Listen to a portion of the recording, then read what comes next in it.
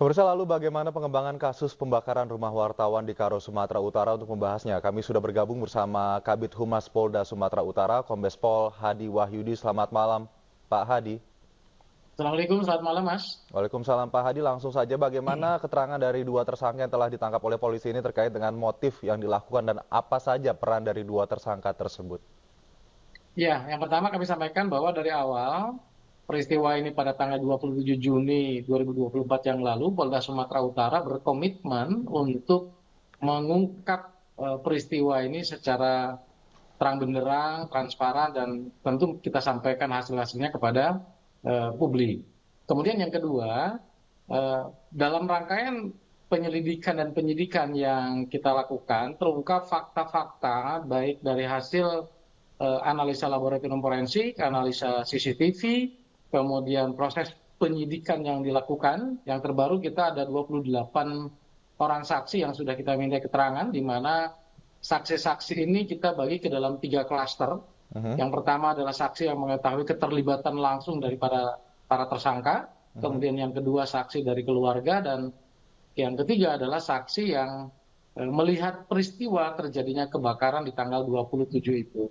Kemudian yang berikutnya bahwa berangkat dari hasil analisa-analisa yang tadi sudah saya sampaikan, berdasarkan scientific crime investigasi, kita mendapatkan masukan atau kita mendapatkan rekaman CCTV yang mengarah kepada 2 orang pelaku, yaitu RAS dan YST. Dan saat ini keduanya sudah menjadi tersangka dan ditahan di Polres Tanah Karo.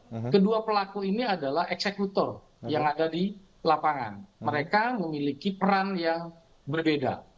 RAS itu adalah orang yang membeli campuran bahan bakar Pertalite dengan solar yang dia campur sendiri. Kemudian dia juga yang membonceng pelaku yang kedua, yaitu YST. YST ini adalah orang yang membawa 2 kemasan botol plastik yang berisi bahan bakar campuran itu, yang kemudian dia siramkan ke seluruh dinding permukaan rumah daripada korban, dan yang berikutnya dia pula yang membuang barang bukti. Dari barang bukti inilah kita pun juga sudah melakukan pemeriksaan, kemudian sidik jari, dan terdapat kesesuaian dengan apa yang dihasilkan dari proses penyidikan terhadap 2 tersangka ini. Baik, keterangan dari 2 tersangka tersebut, motif apa Pak yang melatar belakangi kasus pembakaran ini? Dari 2 orang ini, mereka saling mengetahui, saling mengenal dengan korban. Tetapi kami masih menggali, polisi masih menggali terkait dengan motif. Karena yang tadi saya sampaikan, Bapak Kapolda sampaikan sebelumnya, dirilis hari Senin yang lalu, bahwa kita tidak berhenti dari 2 eksekutor yang sudah kita tetapkan menjadi tersangka.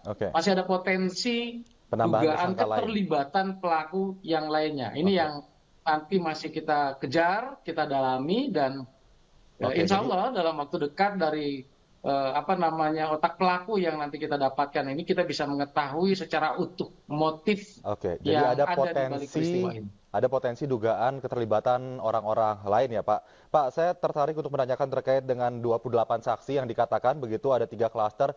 Klaster pertama yang memiliki keterikatan dengan tersangka RAS dan IST ini.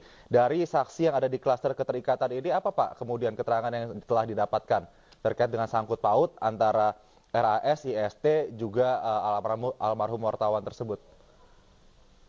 Saksi yang berkaitan, bukan keterikatan. Saksi yang berkaitan dengan perbuatan tersangka. Ini yang kita klasterkan. Apa Pak kemudian berkaitannya, keterkaitan mereka ini? Jadi yang mengetahui rencana para tersangka ini, kemudian yang menerangkan tersangka ini membeli bahan bakar di mana, kemudian motor yang digunakannya itu bagaimana, itu yang sudah kami dalami. Dan dari saksi-saksi yang sudah kita mintai keterangan tersebut, bahwa kita bisa memfaktakan kedua orang yang saat ini sebagai eksekutor dan sudah ditetapkan sebagai tersangka, merekalah pelaku yang ada di lapangan. Pak, kalau yang mereka berdua ini adalah eksekutor, apakah pihak kepolisian? Yang lainnya ada sekitar 22 orang lagi yang masih terus kita kembangkan terkait dengan peristiwa yang diketahuinya, peristiwa kebakarannya, dan juga ada yang berkaitan dengan perbuatan tersangka yang lainnya tersebut. Baik, Pak Hadi, mohon maaf jika kemudian dua orang ini adalah eksekutor, apakah kepolisian sudah mengantongi nama siapa yang kemudian menjadi komander dari dua eksekutor ini? Tentu kita bekerja berdasarkan fakta ya, berdasarkan fakta-fakta yang ada. Kemudian kita juga menggali terus berbagai keterangan dan informasi-informasi yang ada di lapangan. Kita membuka posko pengaduan yang kita berkeinginan untuk mendapatkan sebanyak mungkin informasi dari masyarakat. Selain itu juga kita mengembangkan dengan laboratorium forensik terkait dengan CCTV, karena lebih dari 10 titik CCTV yang sudah kita dapatkan. Selain itu juga kita tentu ingin mengetahui pola-pola komunikasi yang dibangun sebelum, kemudian saat, dan sesudah peristiwa utamanya terjadi, itu peristiwa kebakaran.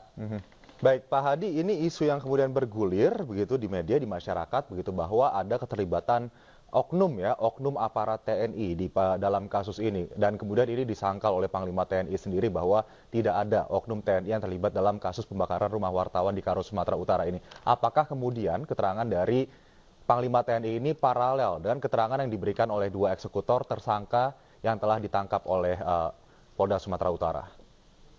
Ya, tentu polisi bekerja berdasarkan fakta-fakta yang ada di lapangan. Kita tidak berasumsi, dan prosesnya saat ini juga masih berjalan. Dua pelaku eksekutor juga sudah kita amankan terkait dengan potensi adanya dugaan keterlibatan pelaku yang lainnya pun juga masih kita dalami. Jadi kita tunggu. Proses ini masih berjalan, dan tentu kami, Polda Sumatera Utara, akan menyampaikan secara terbuka dan transparan kepada publik hasil apa yang dilakukan dalam proses penyelidikan maupun penyidikan yang dilakukan oleh Polda Sumatera Utara. Oke.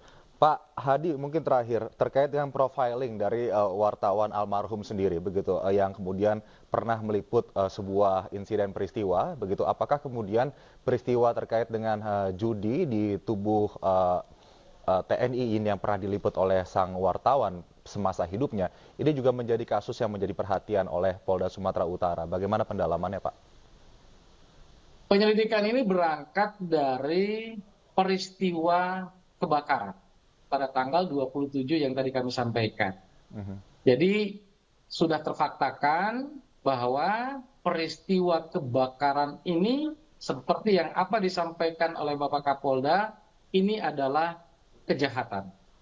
Jadi Polda Sumatera Utara agar jernih mendudukkan proses atau peristiwa awal ini untuk bisa kita ungkap siapa pelakunya, otak pelakunya. Baik. Jadi untuk yang lain-lain nanti kita bisa tarik benang merah setelah proses ini tuntas.